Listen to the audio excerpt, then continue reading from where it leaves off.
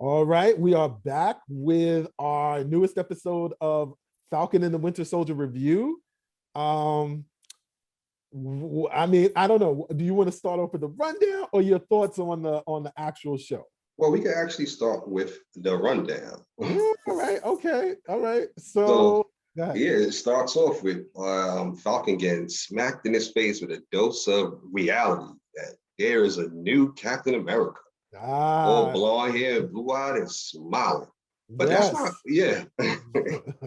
um, the new Captain America is played by the son of Goldie Hawn and Kurt Russell. His name is Wyatt Russell. He's been in a lot of things at this point. If you haven't seen him, check out his projects. But the last thing I saw him in was The Good Lord Bird with doesn't matter. Good Lord Bird, check it out. Great series. Wyatt Russell was in it for a little bit. But in this, he is playing John Walker. And if you're a comic book lover like myself, you know John Walker is going to be the U.S. agent. And that's a whole other thing. And U.S. agent is he good? I mean, he is complicated. So it is exciting to see that, we have now, and that was the story in Marvel where U.S. agent was first designated with being the new Captain America after Steve Rogers wasn't available. And so it's very cool to see that's the direction that the story is taking place. You know what, though? I'm still not 100% clear. Mhm. Is Steve Rogers dead? Wait, in this universe? Yeah. No, we saw Steve Rogers as an old No, man. but yeah, but you would think if all that was going on, he would came and said something, or did he just want to live out his years as a quiet private citizen? Well, remember that they're technically at this point. Well, there's only one Steve Rogers at this moment. But the Steve Rogers that's actually living right now is the Steve Rogers that went back in time and decided to spend his life with Peggy Carter. Correct. And so he's been seeing the world crumble around him and just saying that he's not going to be that guy. He is going to live his life as a regular citizen. So even though, yes, there is a new Captain America, he's not going to come out and say, no, I'm the real Captain America. It's Well, like, he no, couldn't too, because he's a 80-something-year-old man. exactly. He can't take back the shield. But I was wondering, did that Steve Rogers pass away? Well, I don't know. I mean, he just literally, what is this, like 2 weeks after Endgame? A couple of months after Endgame? Mm-hmm. Yeah, so probably I not. mean, when you get to your 80s, 2 weeks could be a lifetime. I feel like that would be a scene. We'd get a funeral for. I mean, it depends on how much they feel like paying Chris Evans to sit in a coffin for a couple of hours. Yeah, I'm almost certain that would be a scene where we would see not a lot of people, because remember, it's secret. Nobody knows that that he's back. But we'd get a scene where we see Steve Rogers having passed, and Bucky's there, and Sam is there, Doctor Strange is there. Everybody would be there. The same people that were at Tony Stark's funeral, except for the kid from Iron Man 3, would be at this funeral. So yeah, I don't think he's dead, but well, yeah. Let's go. Well, the episode starts off. We're in a high school or college locker room. You couldn't really tell at first, and we see the new Captain America, John Walker. He has his costume in a garment bag, and he's just sitting there. I guess he's taking in everything that has. His head is probably spinning there, and then we're introduced to his possible love interest, and I think they wanted to draw that in there as soon as possible because they didn't want the hate to build, because the hate was probably at a festering point last week. It's like, oh, so that's what we're doing. The black man could be Captain America, but there's this nondescript white guy could be Captain America. So you know what? Let's give him a black girlfriend so people don't automatically assume that he's racist. His girlfriend is a person of color. We have no idea. Oh yeah, right. Yeah. Well, his best friend Battlestar is an African American. Yes. Okay, and well, I mean, yeah. So I mean, we see that, and I mean, I'm not sure. I don't know exactly why they made her his girlfriend a person of color, but they didn't want the pitchforks to come out in the first 5 minutes. Yeah, but the first episode was like kind of wow, basically it was jarring. We come back to this world. Yeah. and this world is very, biased. And so now, and then it ends. I think it's bigger than that. It's not even, it's you aren't in comic books anymore. You're in the yeah. real world. Yeah, even though Marvel was never afraid of, Marvel was never afraid to pull, to tackle those kind of issues. So, I mean, they actually tackled the issue of Sam Wilson being not my Captain America. Like they touched on that in the comics. So Yeah, I think before the focus on existential threats, we didn't have time to focus on pity on the minute problems of planet Earth. Right. So I mean, we see in this, John Walker like getting ready, preparing himself to go out in his Captain America outfit, and like hyping himself up, and having some self-doubt, but realizing he has to go out, and he runs out there to the crowd, and we see that marching band and everything, and when we see that, it's kind of like, okay, wow, all right, so they're going all in, and he's like, yeah. I thought they were at a HSBCU. Yeah. Well, literally, that's exactly what I thought. And so I thought it was a very interesting way to depict his experience as Captain America. So I mean, I once again, it's kind of like we're just kind of being brought into who is this new Captain America? Where is he from? What is he about? And then we jump to the next. Well, we cut to the next scene, and it's Bucky, isn't it? It's Bucky staring at Sam, right? Yeah. He does that a lot. No, wait. No, it's the next. So the next scene after that is, it's clear that Sam is going on a mission because of the Flag Smashers, and that's when he goes to the hangar and he's getting ready to get on the plane, and then that's when Bucky stops him and going like, "You should never have given away that shield." And Sam is like, "Listen, man, I gotta go. I got bigger things to worry about." And he's like, "What are you talking about?" He's like, "It's the big three." And it's like, what are the big three? He's like, wizards. Aliens, androids, wizards. And he's like, there's no wizards. There are no wizards. He's like Doctor Strange, and he's like, he's a sorcerer. He's a wizard without a hat. And what's so great about that joke is it comes back around later on in the episode. But then when when Sam shows Bucky what's going on, Bucky's like, "I'm going with you," and then we get to see. Yeah, because Bucky could tell from the video that Sam showed him that these guys have been exposed to the Super Trooper serum.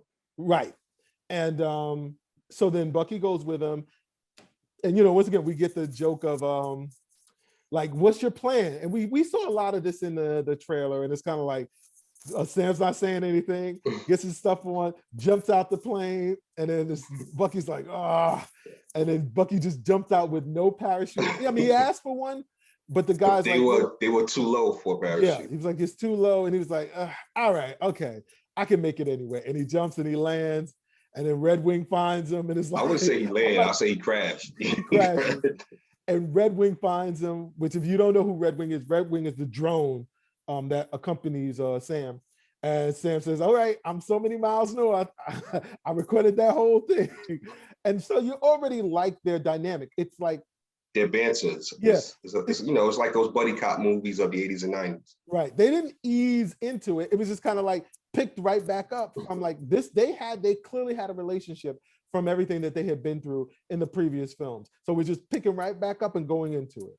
The little tidbit and nod to the comics and the in the previous movies, because as Sam Wilson is just harassing Bucky, he's like, "Look at you, all stealthy and quiet." He's like a white panther. And Bucky's like, "White wolf," actually, which is what they called him in Wakanda. And for those of you who do not know, the assassins for Wakanda are called the White Wolves. And they actually wear it's almost looks like a Black Panther suit, but it's white. So it was a little nod to that. So they come across the fugitives, and Bucky goes, "It's just 4 of them." Right. And Yeah. Sam goes, no, we have to wait. We have to be more stealth Are you about sure this about show. are you sure about that? Are you sure about that? And it was like feel like 6 or 7 of them, and it Right. was a couple of them in the truck. So which was what almost funny. Like once they started to chase them, Mhm. like Bucky could have jumped into a truck that was behind not the first truck. He could have jumped in the second truck, and no one would have known.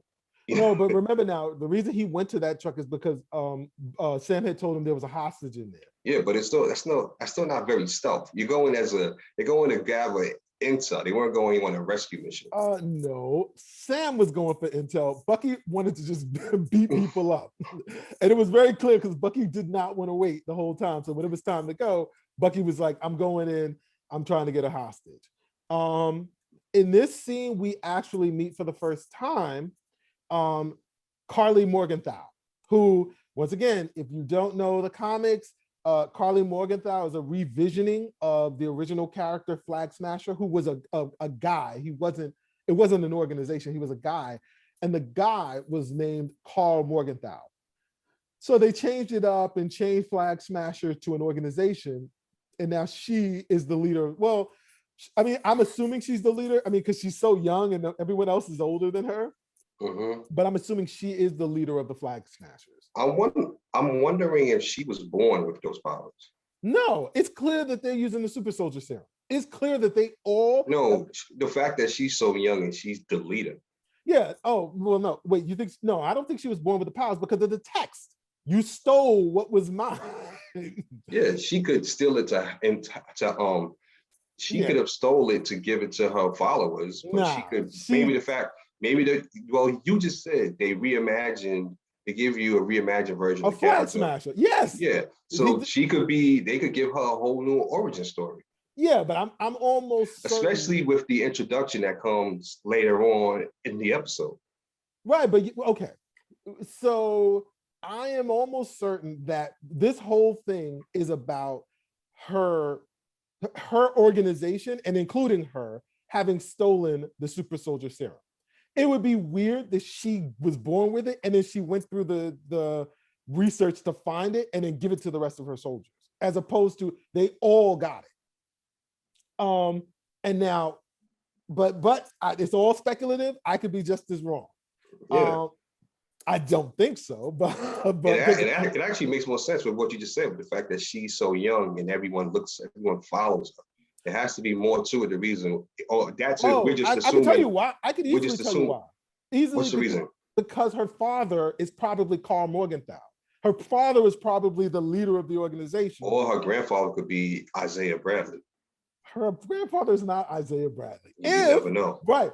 I mean, listen, you know what usually happens is you throw something out there and I say, that's ridiculous. And then we get 4 episodes in, it's like, God darn it, he was right. So I'm going to do my typical, no, I don't think that's going to happen, but we'll see. Never know. We'll see. Never know. We'll see. All right, so let's jump back into the episode. So Sam and Bucky, Bucky assumed he was rescuing Carly Morgenthau, but when he goes to rescue her, she has this devilish grin and starts to beat the crap. Which, once again, you saw that in the trailer, which said that little girl kicked your ass. And he's like, ah! Yeah, he puts that. It's for like 10 minutes of the episode, he was holding on to the truck for dear life. Oh, and don't forget, Carly Morgenthau smashes Red Wing, and as she smashes Red Wing, Bucky goes, "I always wanted to do that." So as Bucky and Sam are getting their ass kicked, who should arrive on the scene to quote unquote rescue them? But the new Captain America and his sidekick, Battlestar, which surprised me because once again, we've seen the trailer and they did a great job of cutting that trailer up, so you didn't see the new Captain America or Battlestar in it. So when Captain America jumps, new Captain America, I'm gonna say John Walker, for respect of Steve Rogers. So when John Walker gets there, I was like, oh snap! Like, I Yeah, did not see that scene and he's going like flinging that. the shield, Yes, really good too. Really good. until he goes to punch one of them, and you realize, Yeah, right, exactly. I was once he threw that punch and the girl caught it and Harley caught it. I was like, so wait, why is he here again? yeah, Why did why is this? he? I mean, So the he, shield is great and all, but I mean, so part of the reason that made Captain America great was that he had the shield with the super trooper serum embedded yes, yes. Well, in it. yeah. And And go ahead. John Walker and Battlestar clearly do not have super trooper. Yeah, So they're just guys. yeah, Just exactly, exactly. You see them get tossed from well, first before John Walker and Lamar Hoskins, and just so you're clear, Lamar Hoskins or Battlestar is played by Clay Bennett, who I first saw Clay Bennett on Man in the High Castle in the last season. He was okay. I mean, and he's doing a good job in this too. I like, no issues with him or anything. He though after Sam saves Bucky from falling, being driven on over by the truck, whatchamacallit, and they kind of leave the scene, then John Walker and Battlestar get tossed off the truck too. yeah, everybody got tossed this way. They look at tossed like a salad. Yeah, I guess. And then once again, Bucky keeps going on and on, harping at Sam about the shield. He was like, we really could have used that shield in a battle. And it's I like, come on, mean, man. I'm keeping it a buck. I don't think the shield would have Right. helped Yeah, anything. exactly. And so with him saying that, Sam they keep walking and he's like, what are you doing? He's like, I'm thinking. He's like, oh, I see your cyborg brain. The gears is turning. Well, no, you actually leaving that apart because Bucky rationalization is that if Cap was wrong about Sam for giving up the No, shield, that's not until they get arrested and then they go to prison and then they talk to his therapist. That wasn't when they sure? got that wasn't when they got Okay. off the All right. so yeah, so then he's thinking and they're walking and then they bump into so then that's when John Walker and Battlestar drive up to him saying, come on guys, get in. And he's like, you're not Captain America. So he's like, come on guys, like listen, and it's like, we know that we know that this has to be associated with one of the big three. And then you see Sam go like, yeah. And he's like, aliens, androids, and wizards. And then that's just like, come on, guys, this is 20 miles, cop in the car. And then they get in the car and they drive, and Bucky is giving them that dead stare that he gives everybody. And they're trying to like share information. And John Walker is saying, like, listen, he did the work. He's here because he's trying to do his best. Like, And they go up his background dancers. Well, that's the thing, right? So before they get there, when they get to the location, as they're driving, like, they're talking about their experiences and what he's trying to do. And Bucky's kind of like, ugh. So then that's when Lamar Hoskins says, yeah, like I'm his partner. I'm Battlestar. And then Bucky goes, wait, what'd you say your name was? He's like, Battlestar. He's like, all right, stop the truck. I'm getting out. I gotta go. And then when he gets out, that's when John Walker says to Sam, like, listen, I just, I feel like it would do me a great honor if, like, if I could have Captain America's wingman, on my side too. And he was like, see, it's always the last line that messes everybody up. And then he gets up the truck too.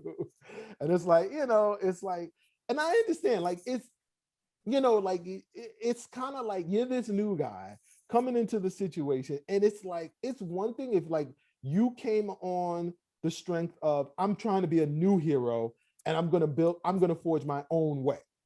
But it's kind of like you're picking up Captain America's uniform and his shield. And you want to start barking out orders to people that have actually laid down their lives to defend the planet exactly. numerous times. Exactly. It's like, do you even know yeah, you read the files, but do you really know what Cap went through? Like, I mean, mind you, this is all fictitious, but still, it's kind of like for him to just kind of like say, hey, I'm gonna step in and I'm gonna wear these shoes.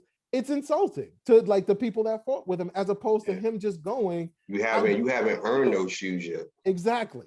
And you don't earn them by putting them on. It's kind of like either one, it gets passed to you by the person that had, like, you are chosen to be the legacy, or you forge your own new path, not with his uniform, but being whoever you are, which is probably where we're going to get US Agent, in whatever version, good or bad, US Agent from. That being said, we then see, and side note, this is the second time we're seeing US Agent. The first time we saw US Agent was in Agents of S.H.I.E.L.D. He was the head of S.H.I.E.L.D. And he actually, in the Agents of S.H.I.E.L.D., was taking the super soldier serum. So this isn't like a new. Nobody watched that. I did, but you didn't miss anything. You should just edit this portion of the show out. Yeah. Okay. So then, after that situation, Sam and Bucky get into it again because Bucky keeps telling him, why didn't you take the shield? Like, now we got these yahoos here like running around. Why didn't you take the shield? And that's when Sam basically says he didn't feel like he deserved it. He was worthy of it. And then that's when Bucky goes, I got to take you to meet somebody. And then they go to, Bodymore Murderland. I don't know if it's still that anymore. Baltimore. Old murder capital of the United States. Yeah, I'm almost certain they cleaned it up. It's a much better place now. Yeah, so as they're walking through a little neighborhood of Baltimore, they come across two little black kids, and one of the black kids goes, "Oh, you on Black Falcon?" He was like, which is what I would have called him as a child. He was like, "No, it's just Falcon." He was like, "Well, my daddy says you are Black Falcon." He was like, "Okay, so you are a black kid." Yeah, man. I mean, listen, he coming at that kid, but he knows how we do in the neighborhood. That's what you are. I mean, yes and no, because it's not like it was a previous Falcon that was white. Yeah, true. But when you look at the TV, it's the black one. There you go. Yeah, so they go to a house the house that they're looking for, and they ring a bell and they say, I'm looking for Isiah Bradley. And it's a younger, I want to say teenage-year-old man, or late teens, early 20s, and he goes, he's not accepting any visitors.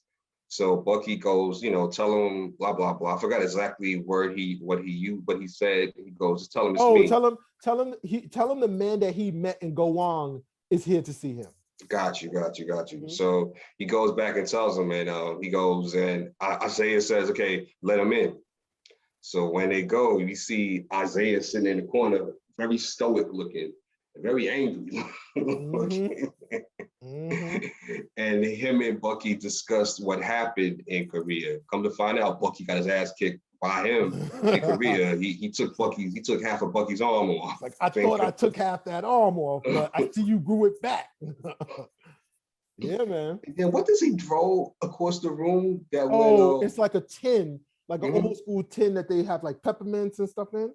Yeah, he throws it real hard. Like he should have been a pitcher. Yeah, he throws it so hard it embeds itself in the wall.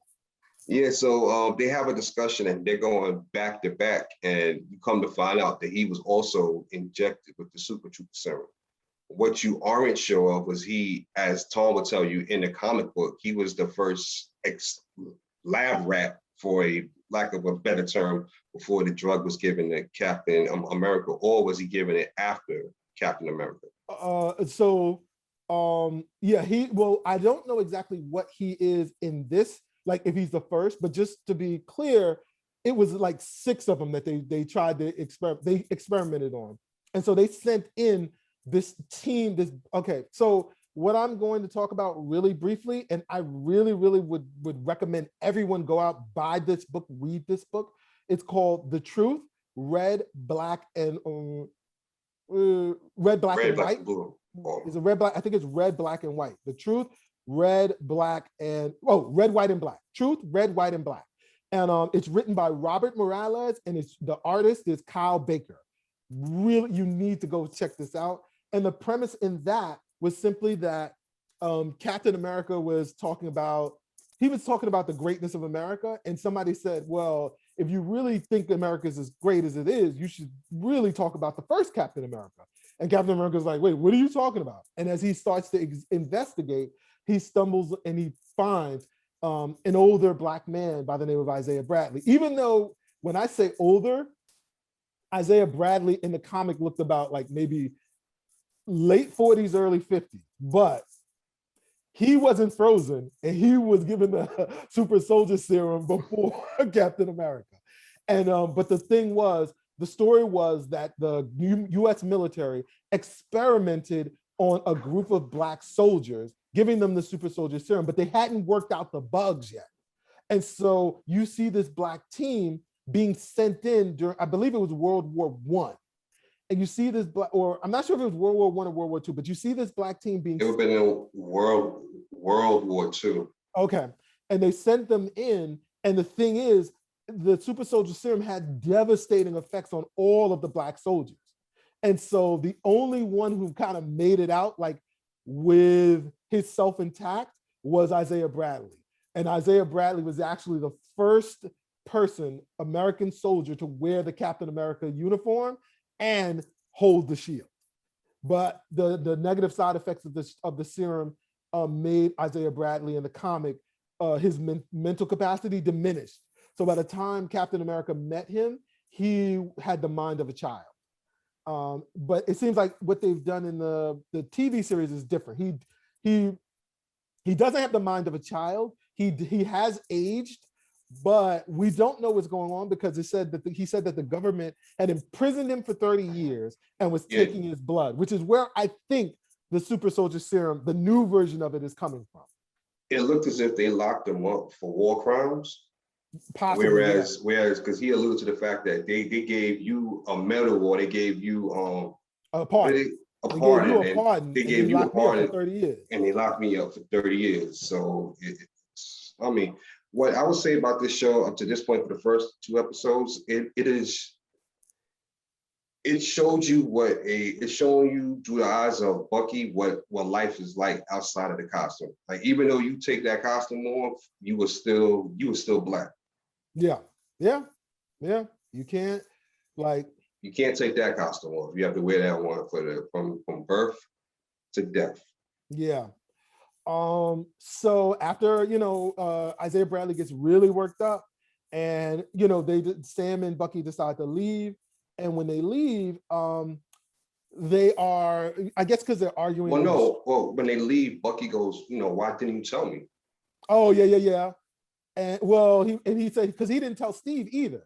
Bucky said he didn't tell Steve either. And because he didn't tell Steve, he said he didn't want to tell him because, it was messed up and what good would it have done? It didn't, And so, and then he was like, well, why did you tell me? And it was kind of like, because you need to understand, he didn't say this, exactly, but kind of like, you are worthy. There is no reason you can't hold the shield. And while they're having that argument, the Baltimore PD comes up and tries to arrest Buck. First they asked Bucky, first they asked Sam for his ID. He was like, I ain't give you shit. Right. And then that's when it's no, that's not what Sam said. They asked Sam for his ID and he's like, I don't have my ID. No, he said, he said, for what? I ain't showing you my ID. He said he didn't have his ID. No, he did not say that. He said, I'm not giving you. It was when he responded. I disagree. The way I feel like he said he didn't have it. We have to watch it. You have to watch that scene. So at this point, regardless of what happened, he did not give them an ID. And what happens is the police get ready to arrest him. And then Bucky goes, do you know who this is? And as they're starting to arrest him, they realize, oh, we didn't know it was you. We didn't know it was you. You're one of the good ones. Yeah, it was like, oh, we usually see you with your goggles on, blah, blah. And as they start to let him go, one of the officers goes, oh, but we do have a warrant for your arrest, talking to Bucky. And Bucky's like, all right, whatever. And so because he is supposed to make his mandatory visits. Part of his pardon is his mandatory visit with his psychologist. Yes. And because he did not do that, they take him to the prison. And when he gets to the prison, his therapist goes there to meet him. And as she gets there, and when Sam gets there, apparently he was bailed out. And he was bailed out and let go because of US agent, which is annoying to both of them because it's like, and so they then go into like the prison, like the back of the prison. They're released, but the therapist comes and she's trying to talk to Bucky, saying like, listen, what's going on? We need a session now. Yes.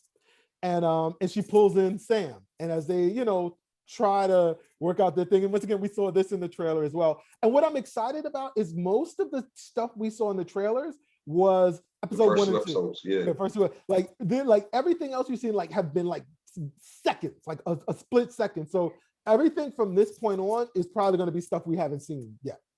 And so there's 4 more episodes. So we, when they're in the therapy session, that's when she's kind of saying like, basically like, okay, you guys need to communicate and what's your issues with each other. And this is when he basically says, Sam says to Bucky, like, I listen, why you keep harassing me about this? It's just that I don't feel like I feel like Cap made a bad decision. And so then that's when Bucky says, but that's the point.